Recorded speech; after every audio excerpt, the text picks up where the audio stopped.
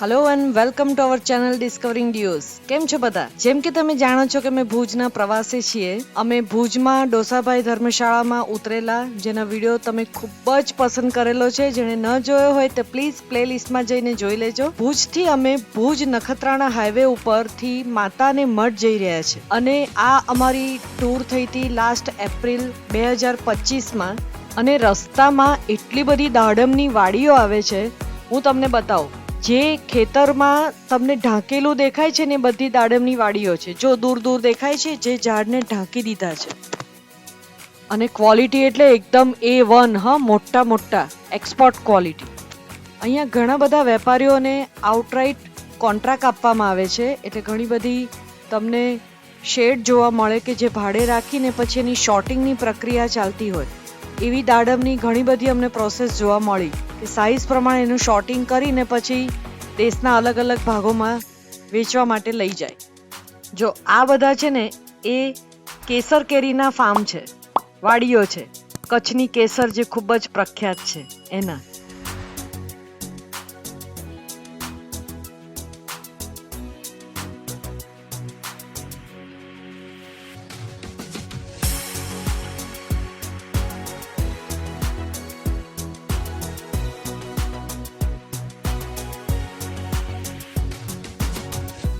અમે માતાને મઠ મા આશાપુરાના દર્શન કરવા આવ્યા ને ત્યારે ચૈત્રી નવરાત્રીનો 8મનો દિવસ હતો.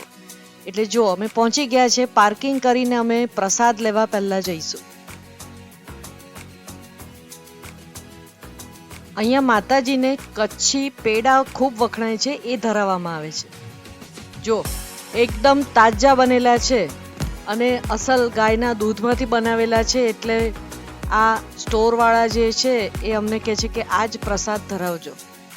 ખૂબ જ સરસ શેકેલા માવાના. ચંપક સ્ટોર્સ, પૂજાનો સ્ટોર્સ છે, ત્યાંથી અમે આ બધું લીધું. મંદિરના ગેટની સામે જ છે. જો 8મને લીધે આ બધો શણગારે કર્યો છે અને તડકાને લીધે આ માંડવા બાંધ્યા છે.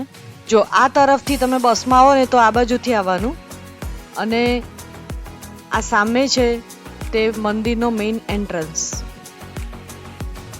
આ તરફ સ્નાનઘર પણ છે અને ઉતરવાનું કે કોઈ રૂમ જોઈતા હોય કોઈ પૂજા વિધિ માટે તો એ પણ મળી રહેશે. ભોજનાલય છે અને આ જુઓ બધો સમય. મંદિરના ખૂબ સરસ દર્શન અમે કર્યા. આ ઉપરાંત કચ્છના મહારાવના પરિવાર સાથેનો પણ અમારો વિડીયો આગળના પ્લેલિસ્ટમાંથી તમે જોઈ શકો છો. એ પણ અમે અહીંયા મુલાકાત કરેલી છે એમની, એટલે એ પણ તમે જોઈ શકો છો. સામે આ બધા જ રૂમોની વ્યવસ્થા છે. તો ચોક્કસ આ પરિસર આખું નવેસરથી રિનોવેટ કરવામાં આવ્યું છે, એટલે હવે ખૂબ જ સરસ આ તૈયાર થયું છે. અને આમ પણ આ ધન્ય કચ્છની ધરતી પર જ્યાં માં આશાપુરા બિરાજતા હોય એના દર્શન કર્યા વગર તો કેમ રહેવાય. તો ચાલો અહીંયાથી અમે આગળ વધીએ છીએ નારાયણ અને કોટેશ્વર તરફ. તો મળીએ એક નવા વિડીયોમાં. ત્યાં સુધી જય માં આશાપુરા.